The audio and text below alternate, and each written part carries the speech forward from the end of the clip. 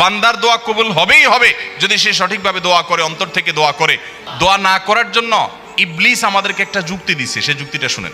সেই যুক্তিটা হলো, প্রথমটা তো এটা যে আমরা দোয়া করতে জানি না, তো আমি শিখাই দিলাম দোয়া করবেন কেমনে।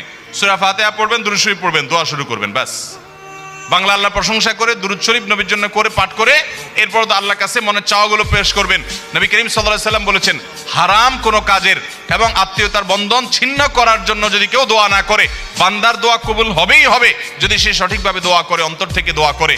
কারণ গাফেল অন্তর দোয়া আল্লাহ তাআলা কবুল করেন না। আপনার মায়ের পেঁচ দরকার নাই, আপনি কোনো কথা বলতে জানেন না, ভাই যে বোবা, তারও তো মনের চাওয়া আছে, আছে না নাই?